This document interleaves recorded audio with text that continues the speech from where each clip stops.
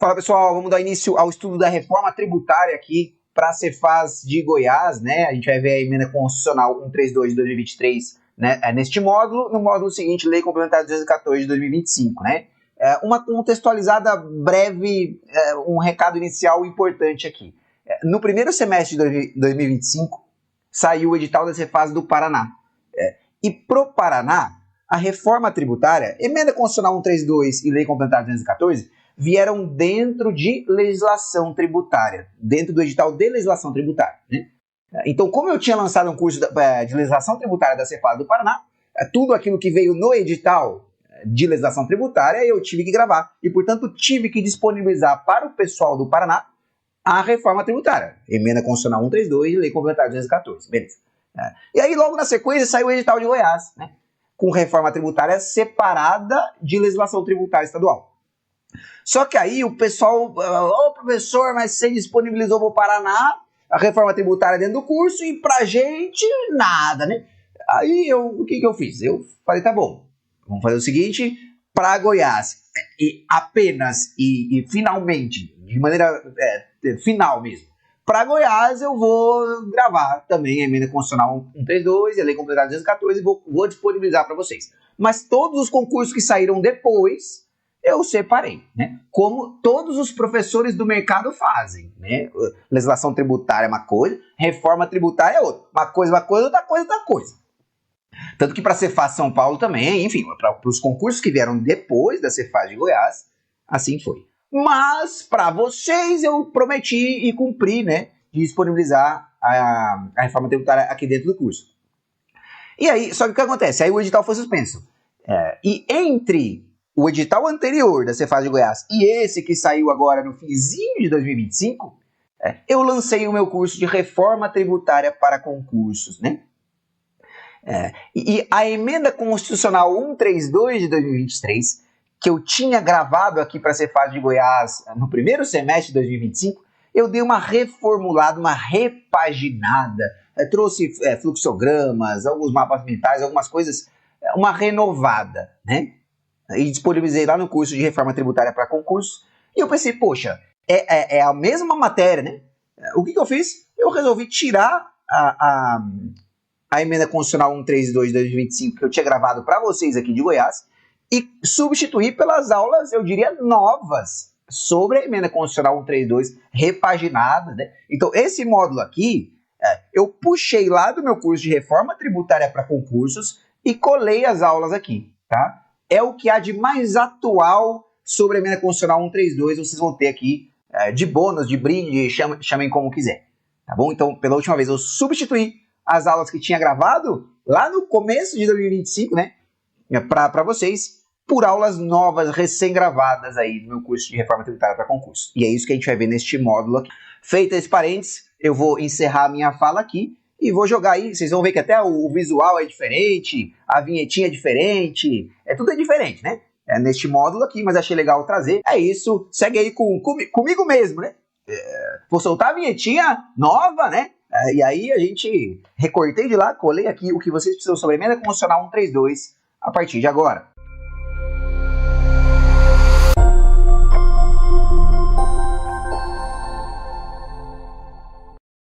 Fala galera, eu sou o professor Gustavo Moura e depois de ter passado com vocês por uma aula inicial de recados importantes, né, sobre como vai funcionar o nosso curso, a gente mergulha de vez no estudo da reforma tributária focada no seu concurso e nada mais. Vamos iniciar pelo módulo da Emenda Constitucional 132 de 2023 e de maneira objetiva, como é a proposta do curso, né? Sem que você perca um segundo sequer no seu estudo, tá aí na tela, Emenda Constitucional 132 de 2023. Já segue o titio ali, ó, nas redes sociais, né? Instagram, Prof. Gustavo Moura, YouTube também, né? Beleza? E vamos começar aí por um voo panorâmico e princípios. Pessoal, num curso voltado para todos os públicos, né, contadores, advogados, empresários, enfim, esse voo panorâmico inicial seria um tanto mais extenso, né? Como o nosso foco é a prova, eu vou passar por aqui com bastante mais objetividade. Ainda assim, acertar questões na prova exige sim um aprofundamento inicial que vai te dar um alicerce, né, que vai te municiar com recursos que você vai precisar acessar na hora da prova, né, para que quando a gente entre nos artigos da lei seca, né, como o pessoal costuma chamar, os artigos não caiam na água, né? Eles caiam num colchão confortável que a gente vai ter feito nesse módulo introdutório. Beleza? Então, vamos lá. O coração da reforma tributária sobre o consumo no Brasil foi a criação de um IVA, né? Um imposto sobre valor agregado. O que é que foi possível no Brasil? A criação de um IVA dual, né? Dual porque composto por dois tributos com sujeições ativas distintas, né? E a gente traz aqui, ó, começando aqui, como eu disse, primeiro tópico, né? Voo panorâmico e princípios, aqui, ó, um IVA dual composto por IBS e CBS. A CBS, uma contribuição de competência da União destinada ao financiamento da Seguridade Social. Vem basicamente, pessoal, para substituir aí PIS e COFINS, que como a gente vai ver, serão extintos, né?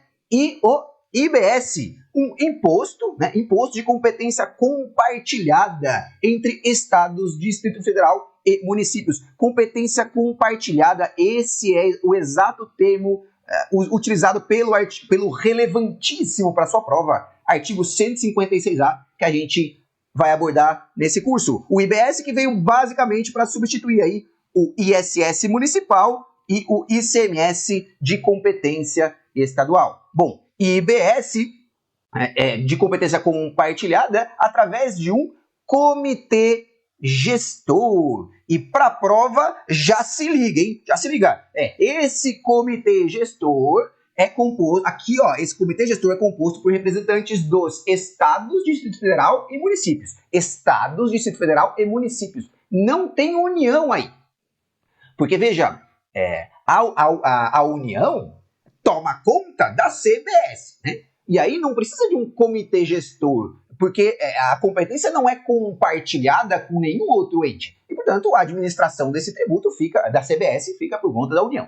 Já o IBS é um imposto de competência compartilhada entre estados, Distrito Federal e municípios. E, portanto, foi necessário criar um comitê gestor com representantes desses entes para que fosse possível administrar aí esse imposto, tá? Então, para a prova já, a primeira coisa, não tem união no bendito do comitê gestor, tá? Representantes dos estados, Distrito Federal e municípios. Boa! Quais são as competências desse comitê gestor? A gente vai ver tudo com calma, né? Estamos apenas no primeiro voo panorâmico. Editar um regulamento único do IBS, uniformizar a interpretação e aplicação da legislação do imposto, arrecadar o imposto, efetuar as compensações e distribuir, né, entre estados, Distrito Federal e municípios, decidir o contencioso, enfim. E aproveitando que a gente está nesse voo panorâmico inicial, eu aproveitei e já trouxe logo de cara para vocês um resumão aqui da nossa reforma tributária. Tá aqui, ó. O núcleo foi a criação. O núcleo da reforma tributária sobre o consumo no Brasil foi a criação de um IVA dual composto, como disse, por IBS, né? Imposto de competência compartilhada entre estados, Distrito Federal e municípios, e a CBS, contribuição de competência da União. O IBS vem basicamente para substituir ISS, principal tributo hoje, né, de competência municipal, e o ICMS, que é o principal tributo aí hoje, né, de competência estadual. Os dois serão extintos e a gente vai ver como exatamente isso vai se dar. Vem também a CBS, né, contribuição de competência da União, basicamente para substituir outras duas contribuições aí, né, o PIS/COFINS, também de competência federal, e a questão do IPI, tem até um asterisco aí, porque o IPI, na verdade, se vocês perceberem, não tem um X em cima do IPI, tem só meio X, porque o IPI não vai ser extinto, e as provas estão batendo nisso, né? O IPI vai ser extinto, não vai. Por isso, só meio risquinho. Porque a gente vai ver, com toda a calma do mundo, né, que o IPI vai ter suas alíquotas reduzidas a zero na grande maioria dos produtos, né? Então ele vai minguar, né? Mas extinto ele não vai ser. E eu trato sobre isso um pouquinho mais à frente. Por isso um traço só e um asterisco, né? Em relação ao IPI, tá? E vem aí também um imposto seletivo, né? Sobre o qual trataremos no devido momento. E também sobe o IOF sobre seguros, né? Apenas esta parte do IOF, mas o foco aqui inicial é na criação do IVA dual, composto aí por IBS e CBS. Bom, dado esse resumão inicial, a gente volta aqui só para tratar um pouquinho aqui, ó, das duas questões aqui de baixo. A primeira delas é que teremos aqui um período de transição, né, em que os novos tributos convivem com os atuais. Vejam, pessoal, a gente tem hoje toda uma estrutura tributária no nosso país complexa, né, grande, em que, querendo ou não, as empresas, os contribuintes, enfim, já estão habituados, né? É um caminhãozão que já está andando, né? Até do lado das administrações tributárias também, toda uma estrutura voltada para o sistema tributário atual, ou eu diria o sistema tributário pré-reforma, né? Agora, teremos todo um novo sistema tributário e isso não pode se dar de uma hora para outra, né? Veja, o caminhãozão não pode parar de uma vez, né? Assim como o que está entrando também não pode entrar de uma vez. Lá ele. Mas fato é que precisamos de um período de transição necessário, né? Beleza? É como numa reforma da sua casa, né? Você não faz assim a casa está reformada. Não. Primeiro tem a obra, né? Tem um período ali de transição, né? Já passou por obra? É ruim, né? Tá. Parênteses fechado. Primeiro você tem um período de transição, né? Em que primeiro fica pior. Primeiro dá uma piorada, né? Com os pedreiros lá, com a turma, o pintor que não aparece. Toda aquela obra, aquele pó. Beleza. Depois você vai ter uma casa bastante melhor, uma casa reformada, uma casa mais moderna, né? Então é assim que se dá a reforma tributária, com o necessário período de transição cobrado nas provas de concurso e sobre o qual trataremos com a devida profundidade, tá? Beleza. E por fim, aqui embaixo, ó, a questão da simplificação, né? Simplificação que é um princípio-chave da reforma que eu vou abordar com vocês com profundidade um pouco mais à frente. A transparência, né? Deixar claro para o contribuinte quanto ele está pagando e de qual tributo, né? Só para dar um exemplo.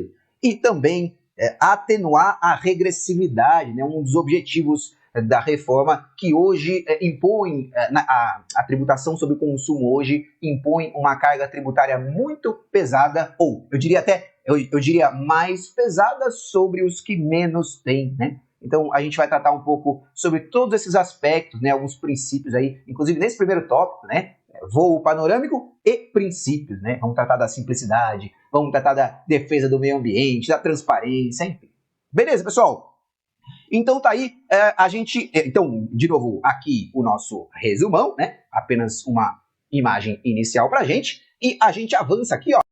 Aqui a gente mergulha sobre aspectos centrais, né, de como era, eu diria assim, a estrutura anterior e como será a estrutura nova da reforma tributária. E aqui é um único slide, né, eu vou passar com objetividade. Aqui era aquele momento em que eu poderia pegar o histórico da tributação no Brasil desde Cabral, né, ou desde o nascimento da minha sogra, que é um momento um pouquinho anterior. Ah, que beleza! E vim abordando um monte de injeção de linguiça que não vai ser cobrado de você, né? Isso demoraria um tempão. Aqui eu vou ser objetivo, mas de novo, é algo necessário, né? Para que, como eu disse, os artigos da lei seca não caiam na água, caiam nesse colchão confortável, nesse alicerce que a gente vai fazer nesse único slide, para que você tenha recursos para acessar quando das questões objetiva ou, eventualmente, discursivas que venham ser cobradas de você, tá? Então, o primeiro dos aspectos aqui, ó, tá na tela, legislação tributária numerosa e complexa é o cenário atual. Imaginem vocês hoje que a gente tem 26 estados, mais do Distrito Federal, né? Então, vamos lá, 27 estados e mais de 5.000 municípios, cada um com a sua legislação, né? Legislações numerosas, complexas, fora as inúmeras obrigações tributárias acessórias que são impostas por cada uma dessas legislações, né?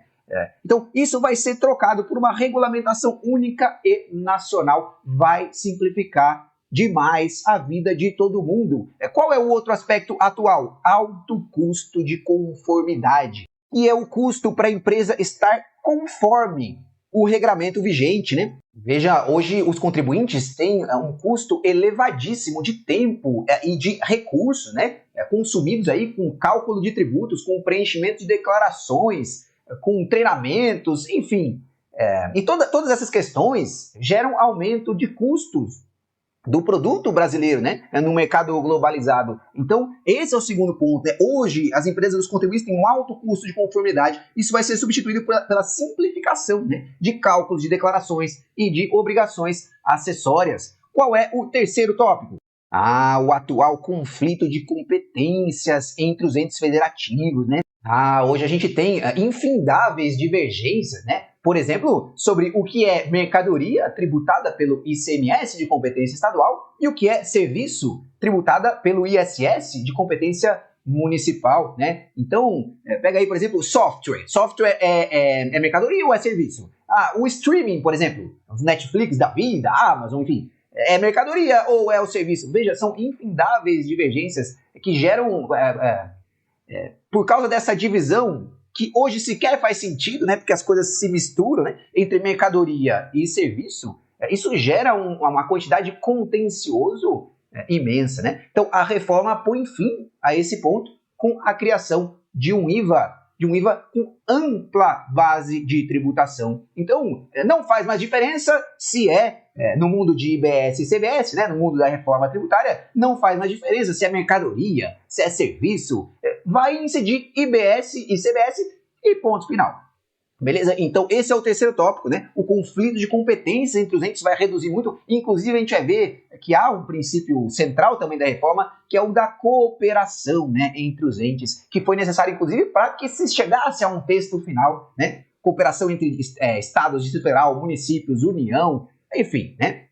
Daqui, o conflito de competências resolvido com a introdução de um IVA, uma base ampla de tributação. Resolvido 100%, não, sempre tem uma briguinha, né? É que nem você aí com seu parceiro ou sua parceira, tá tudo lindo, mas de vez em quando faz parte. Mas que vai reduzir muito é um fato, né? Maravilha. Próximo tópico, tributação, né? Tributação na origem. Gerando guerra fiscal e ineficiência na alocação de recursos. Bom, o que a gente tem hoje é ISS e ICMS com tributação predominantemente na origem, né? Então, o ISS, em regra, vai para o município onde está estabelecido o prestador do serviço, a empresa, né? E não onde efetivamente o serviço é prestado ou onde está o tomador. E o ICMS, a maior parte fica na origem, né? Então, explicando para vocês que não vêm do estudo aí para concursos estaduais, né? O ICMS, numa operação interestadual, por exemplo, de São Paulo para Bahia, por exemplo, né? A maior parte do ICMS fica com o estado de São Paulo, com a origem, né? E uma pequena parte vai ficar lá com o estado da Bahia, né? O contribuinte vai se creditar, e aí vai se debitar pela alíquota interna, e então, tudo bem, uma pequena parte fica com o destino. Mas a maior parte hoje do ICMS fica com a origem, assim como o ISS também fica com a origem, e isso gera guerra fiscal, né? Gera guerra fiscal por quê? Porque se a maior parte do ICMS, por exemplo, vamos pegar só o imposto estadual aqui, se a maior parte do ICMS fica com o estado de origem, eu, estado, vou querer atrair as empresas para o meu território, né? A qualquer custo, inclusive concedendo benefícios fiscais à revelia do CONFAS, né? De maneira unilateral, que eu sequer poderia, mas os estados têm feito isso, é a chamada guerra fiscal, né? Olha, empresa, sai desse estado aí, vem pro meu, que aqui você vai pagar menos ICMS, te dou isenção aqui, ó, vem gerar emprego. Ou então, a alíquota que você paga aí de 18%, aqui você paga só 10%, só 8%. E isso gera não só a guerra fiscal, mas gera ineficiências, né? Então você imagine uma empresa que tem o seu principal público consumidor no estado do Rio de Janeiro. E lá ela está, né? Por questões de logística, de estrutura, enfim. Aí o estado de Tocantins, por exemplo, só estou dando um exemplo, tá? O estado de Tocantins fala, olha empresa, vem aqui que eu vou te dar tais e tais benefícios fiscais aqui em matéria de ICMS, por exemplo. E os benefícios são tão grandes que vale a pena para a empresa sair de onde ela está e mudar para Tocantins só por causa dos benefícios, né? Então, o que ela faz? Ela se muda para o estado de Tocantins e aí vem os caminhões trazendo as mercadorias para o seu público consumidor que está no Rio de Janeiro. Veja, a guerra fiscal gera... Vamos lá, a tributação na origem não só gera guerra fiscal, mas como gera ineficiências como essa cujo exemplo eu acabo de dar, né? Então, como é que se soluciona isso? Aqui, ó, tributação na origem, guerra fiscal e ineficiência na alocação de recursos. Aqui, ó, tributação no destino e fim de incentivos fiscais desordenados. Então, a gente tem aí um primeiro ponto, o parâmetro da origem passando para o parâmetro de destino. Então, se no primeiro caso, né, na tributação na origem, com o parâmetro de origem, vale a pena, no nosso exemplo, o estado de Tocantins conceder lá benefícios fiscais para atrair as empresas para o seu território. Agora, na tributação, tendo como parâmetro o destino, não faz sentido. Por quê? Por que a empresa de Tocantins vai conceder benefícios fiscais lá? Desculpem, por que o estado de Tocantins vai conceder benefícios fiscais lá, à revelia do CONFAS, enfim, de maneira unilateral, para atrair a empresa para o seu território, se o mercado consumidor dessa empresa continua no Rio de Janeiro e as vendas dessa empresa para o seu mercado consumidor não ficam mais com a origem, vão lá para o destino, ficam com o estado do Rio de Janeiro, né? Não perceba como é atenuada em muito a questão da guerra fiscal? Isso aliada ao segundo ponto que está aqui, ó. Não só a tributação da origem para o destino, como o fim de incentivos fiscais desordenados, né? Então a gente vai ver que não é mais possível aos entes conceder benefícios fiscais para além daqueles previstos na própria Constituição. Então vamos lá, consolide isso aqui, né?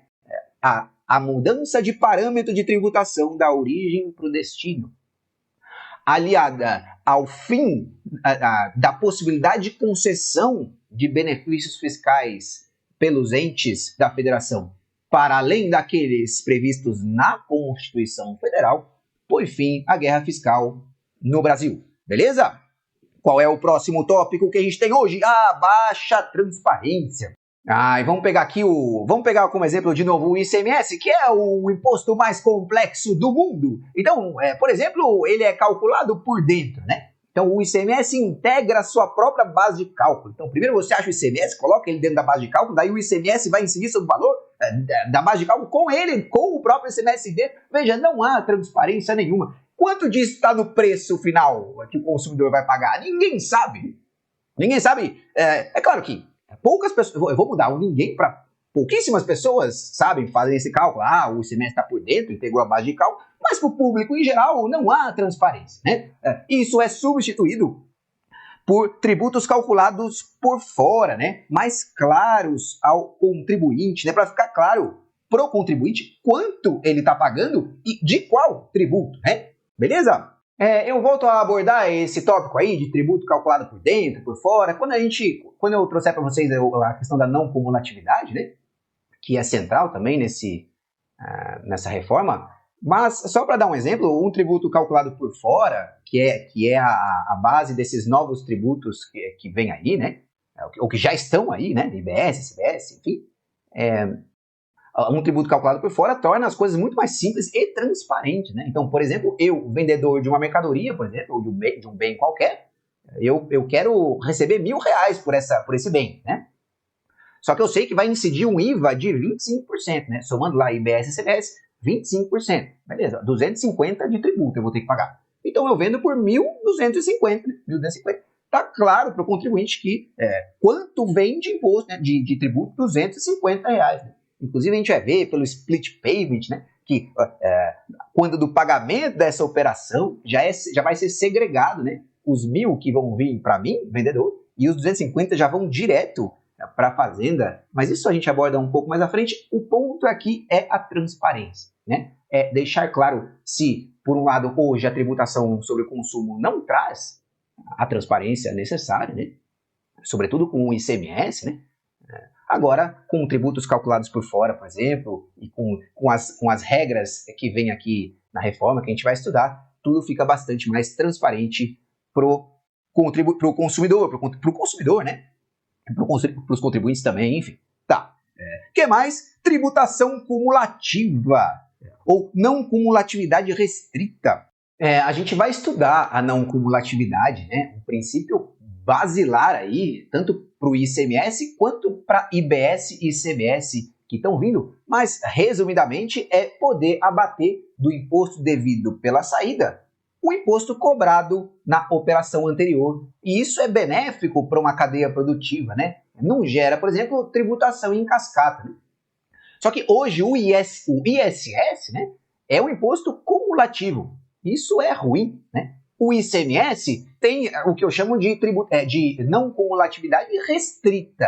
Quer dizer, é possível abater, né, do débito da saída os créditos da entrada, né? Mas nem todo o crédito pode ser utilizado. Né? Só aquilo que, pensando numa indústria, só aquilo que é efetivamente incorporado ao produto ou utilizado no processo produtivo, né?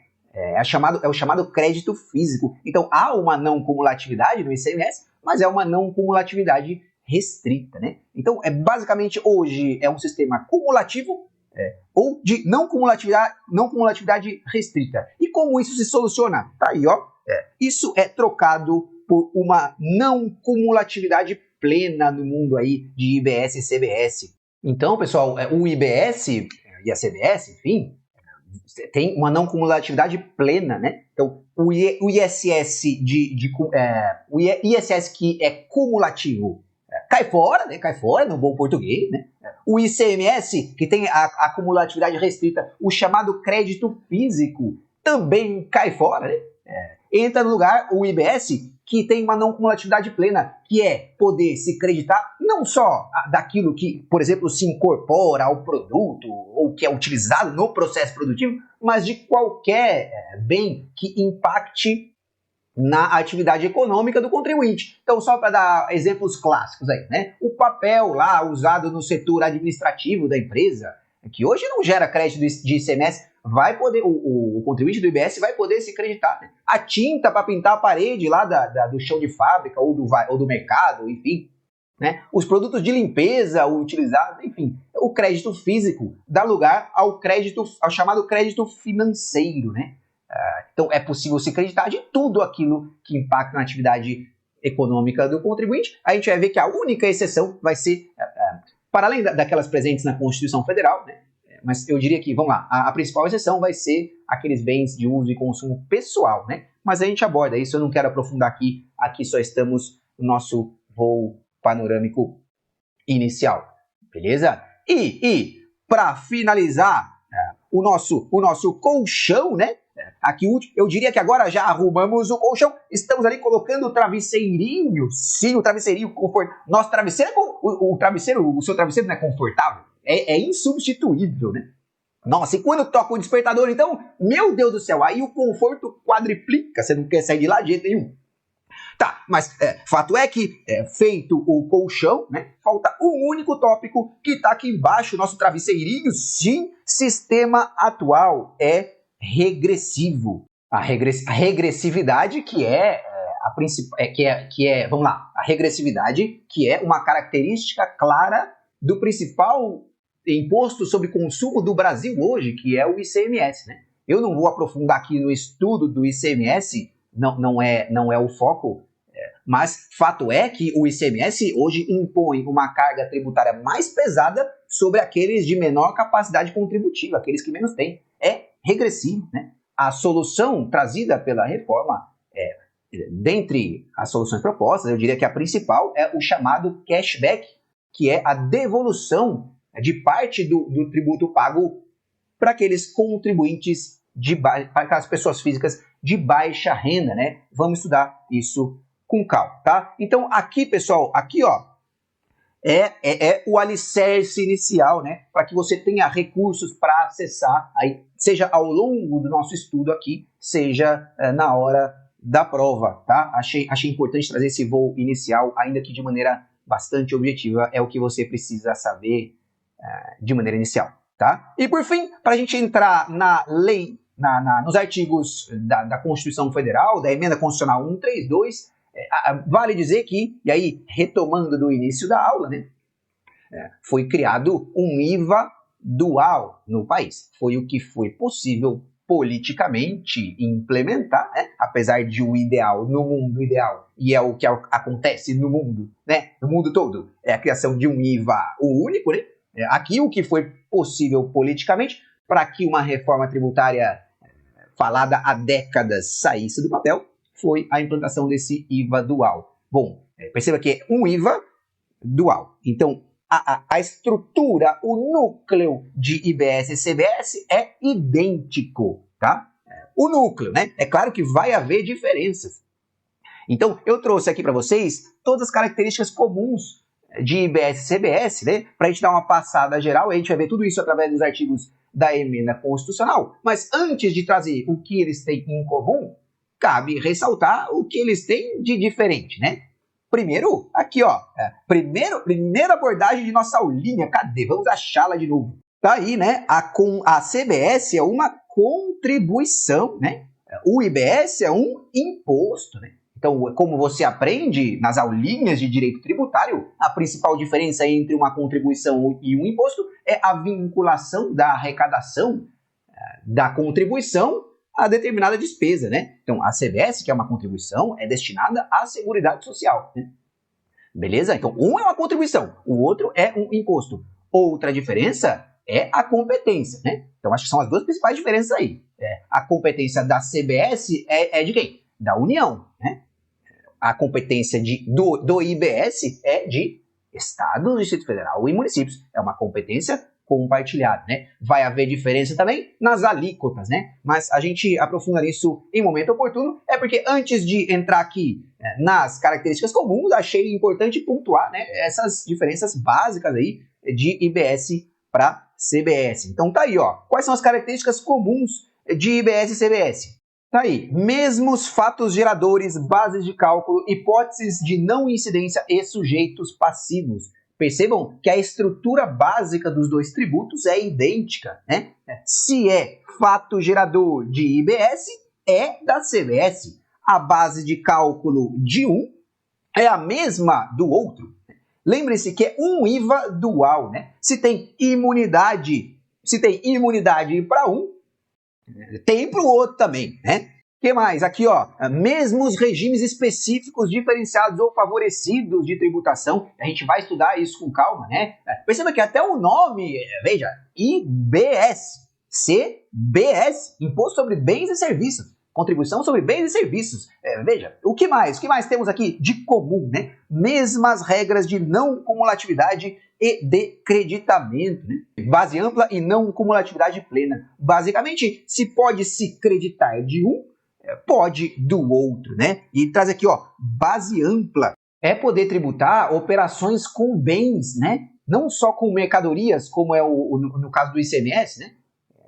O conceito de bem é muito mais amplo do que o de mercadoria, bens materiais ou imateriais, como a gente vai ver, e operações com serviços também, né? Não só aqueles serviços, hoje lá no mundo do ISS, né? Aqueles serviços previstos lá na lista anexa, né? Da lei complementar do ISS, mas qualquer operação com serviços, né? Então é o que a gente chama aí de base ampla de tributação. O que mais? Aqui, ó, não cumulatividade plena, que eu já expliquei a vocês, né? O crédito que hoje é físico, então no mundo do ICMS, uma indústria de calçados, por exemplo, só pode se creditar do imposto lá do cadarço, da cola, do couro, tudo aquilo que é insumo que vai fazer parte do calçado, né?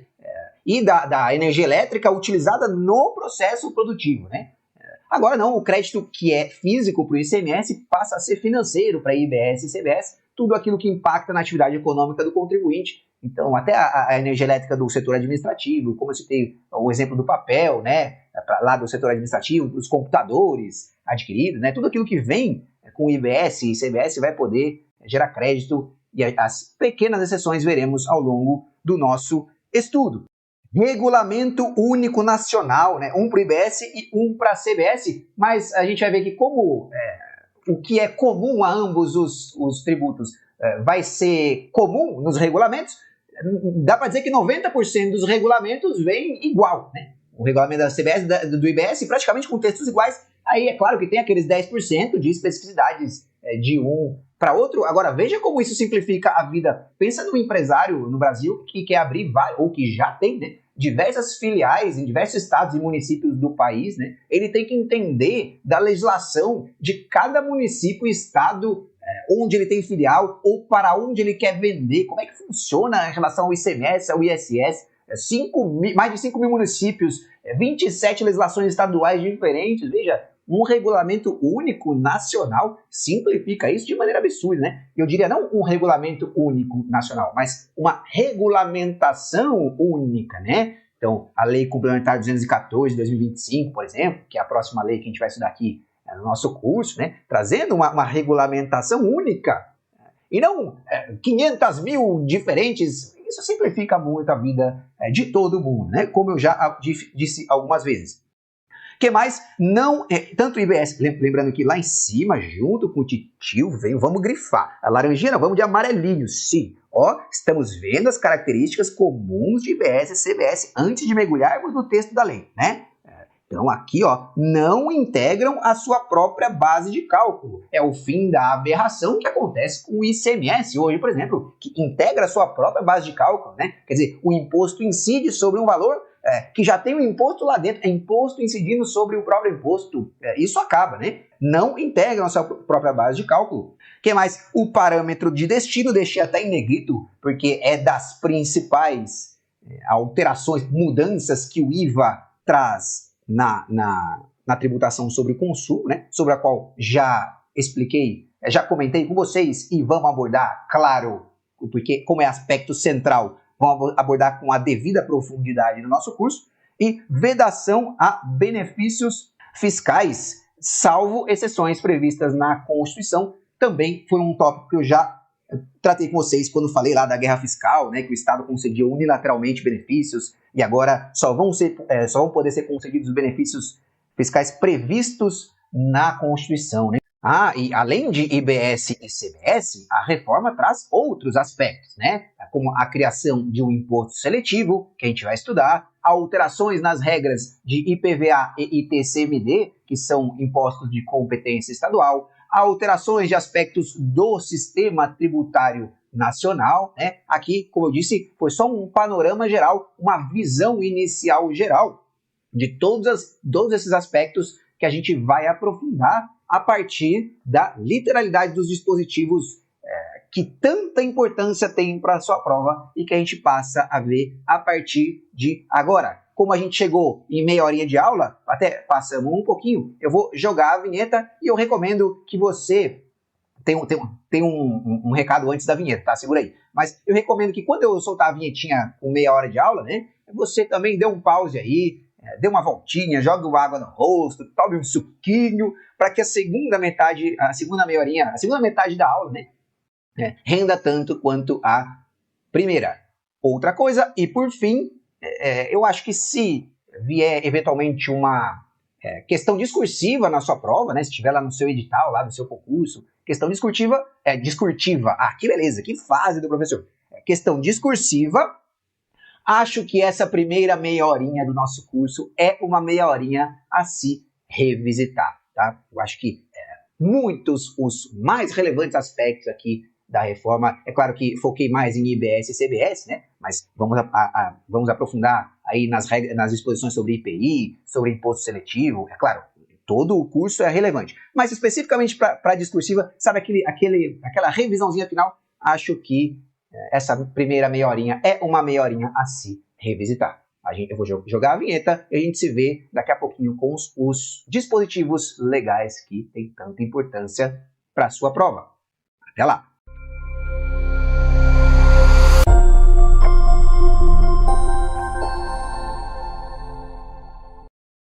Beleza, pessoal? Retomando o estudo aqui da segunda metade da nossa aula, vamos mergulhar agora nos artigos da Emenda Constitucional 132 de 2023, que é relevantíssima aí, seja para o novo sistema tributário nacional, seja para a sua prova, né? Inclusive, se você entrar no texto da emenda lá, né? Tá lá, Emenda Constitucional 132 de 2023. Aí a ementa da emenda, que é aquele textinho que fica no cantinho assim, tá escrito lá, ó, altera o sistema tributário nacional. Perceba a relevância disso, né? E aí, dado o título da emenda constitucional, dada a ementa da emenda, mergulhamos aqui no primeiro artigo da emenda constitucional 132 de 2023. A Constituição Federal passa a vigorar com as seguintes alterações. E a minha recomendação, pessoal, é que ao longo das aulas você vá bisurando, fazendo as anotações, pausando, enfim, para que você tenha ao final do curso um material todo bisurado por você, né? para que você não tenha que voltar às videoaulas em um momento futuro. Já vai fazendo as anotações, grifando o que precisar, beleza? Tamo junto então, tá aqui ó, artigo 149b, os tributos previstos nos artigos 156A, que é o IBS, né, e 195, inciso 5, que é a CBS, observarão as mesmas regras em relação a... foi o que eu disse na nossa introdução, né? A estrutura básica dos dois tributos é idêntica, né? Vai haver diferenças, claro, porque um é de competência federal, o outro é estadual, um é imposto, o outro é contribuição, mas a estrutura básica é a mesma, né? Se pode se creditar de um, pode do outro. Se tem imunidade para um, tem para o outro. A base de cálculo de um é a mesma para o outro. Fato gerador, idem. Sujeito passivo, idem. Então tá aí, né? Mesmas regras em relação a fatos geradores, base de cálculo, hipótese de não incidência e sujeito passivo. Olha, a estrutura básica de um tributo é fato gerador, base de cálculo e sujeito passivo, né? Tá tudo aí, sim? Imunidades, né? Imunidades, talvez nem precisaria ter um inciso só para imunidade, porque a não incidência do inciso 1 já inclui a imunidade, né? A imunidade nada mais é do que a não incidência prevista na Constituição Federal. E aí, vem aqui para o parágrafo único aqui embaixo, ó, os tributos de que trata o caput, IBS e CBS, observarão as imunidades previstas no artigo 150, inciso 6, né, que traz as imunidades a imposto, né, diz lá, é vedada à União, aos estados e aos municípios instituir impostos sobre patrimônio, renda e serviço uns dos outros, entidades religiosas, livros, enfim, né, não se aplicando a ambos os tributos o disposto no artigo 195, parágrafo 7º, que traz as imunidades a contribuições. O que ele está dizendo aí, pessoal? Ele está dizendo que as imunidades a impostos, que por óbvio se aplicam ao IBS, que é um imposto, também se aplicam à CBS, que é uma contribuição. Então, a CBS, apesar de ser uma contribuição, né, para se saber se alguém é imune à CBS, há de se olhar para as imunidades a impostos, tá? Porque à CBS se aplicam as regras de imunidades aplicáveis aos impostos. É o que está dizendo aqui neste parágrafo. Beleza? Tá, aproveitei que vimos aqui as imunidades, né? E para pegar o gancho aqui para o importante parágrafo único, né? Mas a gente dá uma aprofundada também mais um pouquinho à frente, tá? Então ele continua aí, né? Mesmas regras em relação a regimes específicos, diferenciados ou favorecidos de tributação, né? Então IBS e CBS tem que observar as mesmas regras em relação a esses regimes que a gente vai estudar ao longo do nosso curso. E, por fim, mesmas regras de não cumulatividade e de creditamento. Bom, mesmas regras de creditamento, basicamente tudo que gera crédito para o IBS gera crédito para a CBS, tá? E mesmas regras de não cumulatividade é como se dá o regime de apuração do imposto, o período de apuração, a forma como eu operacionalizo a não cumulatividade é a mesma, enfim.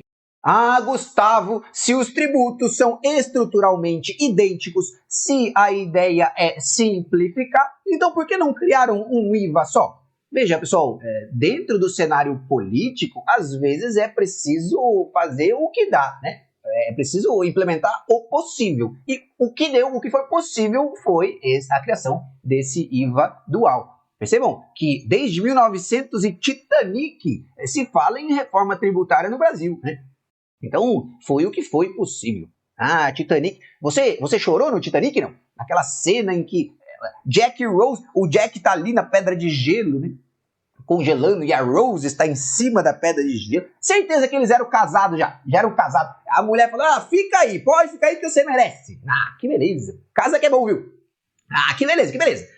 Fato é que eu queria chamar a atenção para vocês, para além do que já dissemos, para aquilo que não está nesse artigo 149b, né? Aquilo que não precisa, em que não há imposição constitucional à igualdade entre os dois tributos. O primeiro deles é a alíquota. Não tem alíquota aqui, veja. Tá bom? Veja aí. Então, a alíquota é um deles. Outro, infrações e penalidades, o contencioso, né? O processo administrativo fiscal, que no âmbito do IBS vai se dar lá no âmbito do comitê gestor do IBS, né?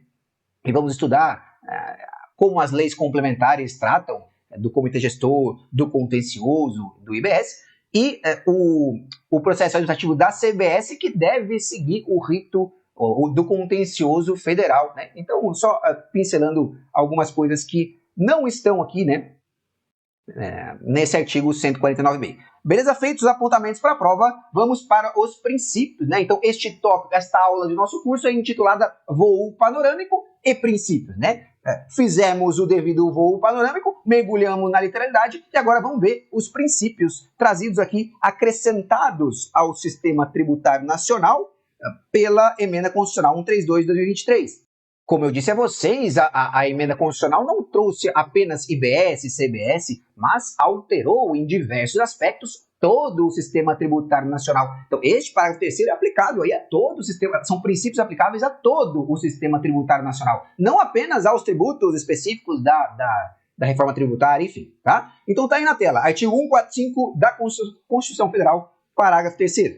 O sistema tributário nacional deve observar os princípios da simplicidade, que é um princípio que o atual sistema de tributação sobre o consumo do Brasil não atende, né? Eu já disse a vocês, já chamei a atenção de alguns aspectos, né? São 27 estados, mais de 5 mil municípios, cada um com suas legislações específicas, complexas, né? Um emaranhado de regras, né? Gerando custos de conformidade, custos para o contribuinte, né? Custos de conformidade, como já abordei com vocês também, né? IBS e CBS vão sim ser mais simples. E não só legislativa, mas burocraticamente também, né? A simplificação de obrigações acessórias, né? No âmbito federal, PIS e COFINS, né? Que tem aí várias situações, né? Regimes cumulativos, regimes não cumulativos, de novo, também para PIS e COFINS, um emaranhado de regras, né? Isso tudo vai ser substituído por tributos mais simples mesmo, ao menos em relação ao que se tem hoje, é um fato, né? Então, primeiro princípio aí, ó, simplicidade. Outro princípio acrescentado ao sistema tributário nacional pela emenda constitucional, ó, da transparência. Ficar claro para o contribuinte quanto ele está pagando, de qual tributo, né? Como já mencionei. Justiça tributária, que se cobre de cada um na medida de sua capacidade contributiva, né? Que se busque atenuar os efeitos regressivos da tributação e o mecanismo de cashback, que eu só tangenciei com vocês, né?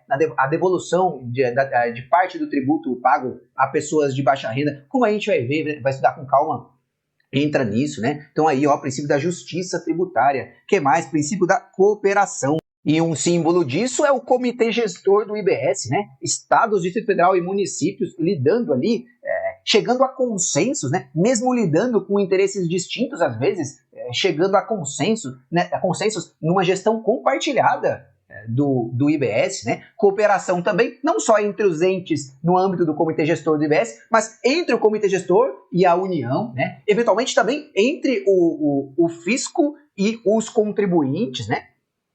Uma atuação mais voltada para autorregularização, para cooperação e menos para punição, enfim, a cooperação também na formulação de toda essa nova estrutura tributária que foi necessária, né? Atores distintos, né? De todos os grupos de interesse chegando a consensos para formular o próprio texto aí da reforma que está aí. Então, princípio da cooperação integrando aí os princípios aplicáveis a todo o sistema tributário nacional e, por fim, defesa do meio ambiente. E, nesse sentido, foram incluídos no texto constitucional diversos dispositivos privilegiando e estimulando a sustentabilidade ambiental, né? As reduções da emissão de carbono, né? Inclusive, a própria criação do imposto seletivo, né? Que, como a gente vai ver, né, é um imposto de característica extrafiscal que incide sobre bens e serviços prejudiciais à saúde e ao meio ambiente, né?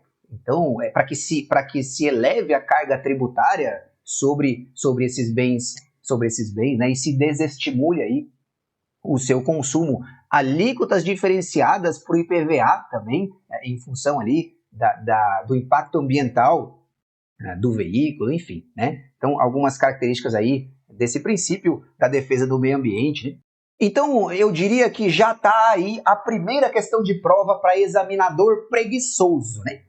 Quais são os princípios? Qual desses não é princípio do sistema? Aplicava a todo o sistema tributário nacional. Olha o examinador preguiçoso procurando questão para colocar na prova e olhando para esses princípios aí. Ah, que beleza, que beleza!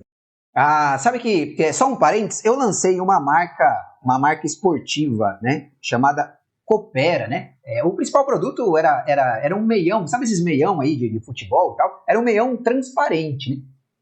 E aí surgiu a polêmica se eu deveria desencanar desse produto aí ou se eu deveria insistir, se era uma boa ideia. E aí eu fiz uma enquete com os meus alunos, né? E aí, pessoal, é justa? A enquete era essa aí, né? É justa a defesa do meião transparente da Coopera ou não? E 100% dos alunos disseram que sim, que é justa a defesa do meião transparente da Coopera. Tá aí na tela, ó, tá aí na tela, hein? Ó. Sim, é justa a defesa do meião transparente da Coopera. Ah, que beleza! Sim, é justa a defesa do meião transparente da Coopera. E esse mnemônico é tão ruim, mas tão ruim, que você não vai esquecer na hora da prova, né? Quanto mais vergonha eu passo, mais fácil para você acertar a questão. Então vamos nessa aí, não estou nem aí. O negócio é você matar as questões na prova lá, beleza? Sim, é justa a defesa do meião transparente da Coopera. Eu coloquei Coopera com K porque tem mais cara de marca esportiva, né? Mas como é a parte do Coopera, do mnemônico é Coopera, você pode colocar com C, né? Coopera, maravilha. E, por fim, parágrafo 4º, né? As alterações na legislação tributária buscarão atenuar efeitos regressivos, né? Como eu já disse a vocês, a atual tributação sobre o consumo é regressiva, né? Então, se a gente pegar o principal... Eu vou dar um exemplo prático aqui com o principal tributo sobre o consumo hoje no país, que é o ICMS, né? Então, suponha uma televisão de R$1.000 em que haja ali dentro R$100 de ICMS, de imposto ali dentro, beleza? E aí, o Neymar vai comprar essa televisão de R$1.000? Neymar vai comprar a televisão de R$1.000? Tá, vai dar pro cachorro dele lá, para colocar na casinha do cachorro. R$1.000. Ele vai pagar ali R$100 de imposto, né? De ICMS embutido. Mas para o Neymar, aquele R$100 de ICMS não vão fazer a menor diferença, né? Não pesam nada. Agora imagine a dona Maria, né? Com o seu orçamento contadinho ali, que faz pesquisa em vários mercados para economizar R$3, R$4. Veja, quando ela for comprar essa TV, ela vai pagar embutido nessa TV os mesmos R$100 de ICMS. Só que este imposto sobre o consumo vai pesar muito mais, proporcionalmente, para a renda daquela que tem menor capacidade contributiva, né? Então, há hoje um sistema regressivo de tributação sobre o consumo e o que se traz via reforma tributária para se tentar atenuar isso, né? Excluir isso de maneira definitiva não dá, né? Mas ao menos tentar se atenuar a regressividade o sistema de cashback, né? Como eu disse, a devolução de parte do tributo pago às pessoas de baixa renda. Então veja, a dona Maria vai pagar a mesma carga tributária lá que o Neymar, né? Mas parte desse tributo vai ser devolvido a ela, né? Então dessa forma, mas a gente vai estudar o sistema de cashback um pouco mais à frente. Fato é que aqui a gente finaliza a primeira aula do nosso curso, né? Que eu chamei aqui de Voo Panorâmico e Princípios. Acho que temos agora um bom alicerce, já tendo mergulhado nos artigos da emenda constitucional, né? Já estamos vendo a literalidade, já estou dando as dicas para a prova, mas acho que a gente fez aqui um bom alicerce para dar continuidade ao nosso curso na próxima aula. Tamo junto e até lá!